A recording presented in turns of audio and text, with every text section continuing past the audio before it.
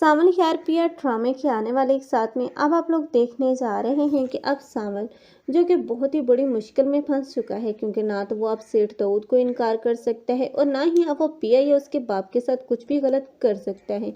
लेकिन इसी मुश्किल मरहले में वो पिया ही का हमदर्द है और चाहता है कि पिया तमाम मामले को समझ ले और वो इस मुश्किल से बच निकले। लेकिन आखिर यही पिया होगी जो कि अदालत के दरवाज़े खटखटाएगी, जहां पर अब पिया को बहुत ही ज़्यादा अब ताने और तंज और तरह तरह की मुसीबतों से गुजरना पड़ेगा। और यही सामल होगा जो कि दूसरी तरफ होगा।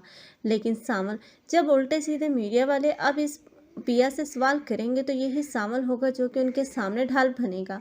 और पिया तो ये सामल का रूप देखकर बहुत ही ज़्यादा परेशान होगी, क्योंकि एक तरफ तो वो उनका मुखालिफ है और दूसरी ही तरफ वो उनके खिलाफ किसी को कोई बात भी नहीं करने दे रहा। असलम साहब भी इसी दौरान वहाँ पर होंगे। वो ये सारा सीन देखकर ये सोचने पर मजबूर हो जाएंगे कि आखिर सामल के कितने रूप हैं।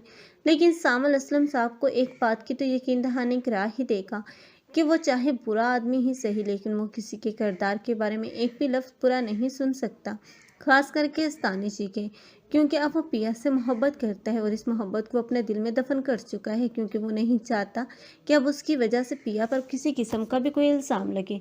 लेकिन आखिर कब तक, जब ये मूसा देखेगा कि अब सामल उसके हाथ से निकल चुका है और वो पिया ही का साहिबान बन चुका है, तब वो कोशिश करेगा कि सामल को ही पहले रास्ते से हटाना चाहिए।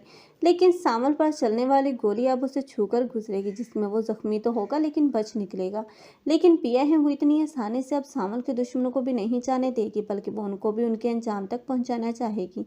लेकिन सिर्फ और सिर्फ वो सामल से अब शादी करना चाह रही है और सामल को वो खुद प्रपोज करेगी। तब क्या सामल और पिया पाएंगे, या फिर यही सामल होगा जो कि अब मूसा की भीड़ दुश्मनी की भीड़ चढ़ेगा? आप लोग इस बारे में क्या कहते हैं? कमेंट सेक्शन में अपनी कीमती राय का इजहार लाजमी करें। मज़ीद ऐसे रिव्यूज़ के लिए हमारे चैनल को लाजमी सब्सक्राइब कर लें।